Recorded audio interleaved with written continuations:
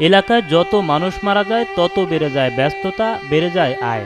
এমন দিন গেছে লাশ দিয়া থয়ে গেছে আমার কাছে, পরে টোটাল লাশ পুরো আমি একলা একলা রাইতে সারা রাত বয়ে বয়ে পড়ছিলাম, চারিদিকে দেখি কেউ নাই, আমি একলা একলাই পড়ছি। শ্মশানের চিতায় আগুন দিয়েই জীবন চলে সুহাদেব ভক্তের। গত 5 বছরে 500-রও বেশি মরদেহ পুড়িয়েছেন তিনি। 550-এর উপরে লাশ পুড়ছি আমি এই 18 সাল থেকে।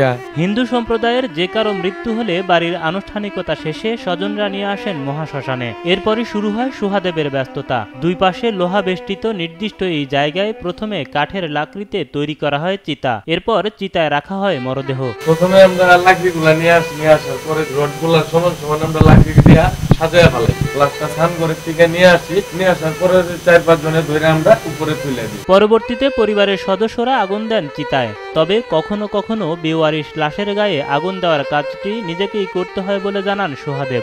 সন্তান আদি আছে, ছেলে সন্তান, সর্বপ্রথম উনি আগুনটা জ্বালায় দেয়। আর যদি উনারা না থাকে, কেউ নাই বেওয়ারিশ লাশ, তখন উনার আগুনটা আমার নিজেরই দিতে হয়। টানা 4 থেকে 5 ঘন্টা আগুনে পুড়িয়ে ছাই করা হয় মরদেহ।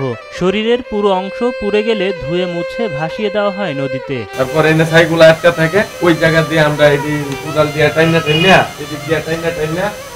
নদী দিয়ে আমরা ফালাই দিই। আর এটা হচ্ছে কি আমরা পয়লা এক নাম্বার ছিল। তারপরে আরো চুলা আছে ওই পাশে। তবে চিতায় রাখা মরদেহে আগুন দেওয়ার সময় ধোঁয়া ও গন্ধ বন্ধে ব্যবহার করা হয় বেশ কিছু ধূপ। পুরানের সময় প্রচুর ধোঁয়া হয়, গন্ধ বাইর হয়, তখন আমরা ধূপ নিয়ে আসি 4-5 কেজি ধূপ এনে একটু পর আগুনে, জ্বলন্ত আগুনে এটা দিয়ে দিতেছি। প্রায় 18 ফুট উঁচায় আগুনে শেষটা উঠে। নেত্রকোনা শহরের বিভিন্ন স্থানে একাধিক শ্মশান থাকলেও এই চকপাড়া শ্মশানেই আনা হয় সবচেয়ে বেশি মরদেহ।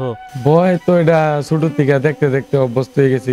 শ্মশানে পোড়ানো মরদেহের একটা অংশ নিয়েও যান পরিবারের সদস্যরা। তারপরে দেখা গেল যে গিয়া কপালের অস্থিটা চাইলে আমরা দিতে হয়। এই মরা পোড়ার সময়, আগুনে জ্বলন্ত থাকার সময় আমরা অস্থিটা কপালের 4টা বাই করি। কপালের 4টা বাই করার পরে দিয়া এই কলা পাতার মধ্যে আমরা বান্ধিয়ে দিই। ওইটা নিয়ে তারা বাড়িতে চলে আসে। ওই বাড়ির থেকে আবার এটা টাইম হইলে এই গঙ্গাতে নিয়ে বিসর্জন দিয়ে। বেওয়ারিশ হত্যা কিংবা আত্মহত্যার মতো ঘটনার মরদেহ আনা হয় এই শ্মশানে। তবে বাচ্চাদের না পুড়িয়ে দেওয়া হয় মাটি চাপা, এমনকি বৈষ্ণব হলে তাদেরকেও মাটির 10 ফুট নিচে সমাহিত করার কাজটিও নিজেই করেন সুহাদেব। এই শ্মশানে কাজ করেছেন তার পিতা মহাদেব ভক্ত।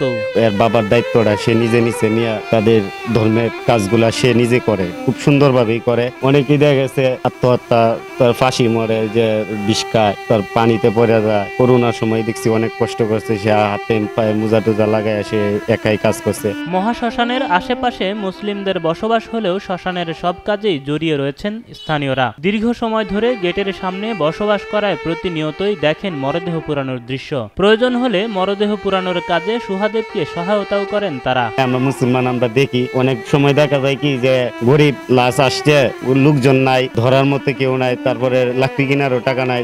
চেষ্টা করি আমিও তাদেরকে কিছু দেওয়ার জন্য। বর্তমানে স্ত্রী সন্তান ও মাকে নিয়ে শ্মশানের এক কোনায় ভাঙা ঘরে মানবেতর দিন কাটে সুহাদেবের। একটি ঘরের জন্য নানাভাবে আবেদন করেও না পাওয়ার হতাশা প্রকাশ করেন সুহাদেবের মা। এই ঘরে থাকতে পারি না, ঘর দুয়ার ভাঙ্গা, কমিটিরা ঘর দুয়ার দেয় না। 5-6 বছর ধরে খালি কয় ঘর দিব আর ঘর দুয়ার দেয় না। ভাঙ্গা চোরা ঘর, আমি জায়গায় থাই। এ বিষয়ে পরিচালনা কমিটি ক্যামেরার সামনে কথা বলতে নারাজ হলেও সার্বিক সহায়তার কথা জানিয়েছেন পৌরসভার প্যানেল মেয়র। যখন যা প্রয়োজন পড়ে পৌরসভার কাছে চাইলে পৌরসভা অলওয়েজ তাদেরকে হেল্প করে। এটা তাদের কমিটিও আছে, অনেক কিছু লোক তদারকি করে। এদিকে সনাতন ধর্মাবলম্বীদের অনেকেই আগের নিয়ম মানেন না জানিয়ে মৃত্যুর পর কিছু বিষয় মেনে চলার পরামর্শ দেন স্থানীয় পুরোহিত সুব্রত চক্রবর্তী। ধরুন আমার তো জজমান আছে, আমার একটা লোক মারা গেল, আমারই খবর দিবে। আরেকজনের জজমান আছে, এই পুরোহিত নেওয়া যাবে। গীতা পাঠ অবশ্যই করতে হবে। মারা গেলে পরে গীতা পাঠ শ্মশানও করুন যায়, 5টা বাসাতেও করুন যায়, কোনো সমস্যা নেই। এই দিয়ে মানুষ করে।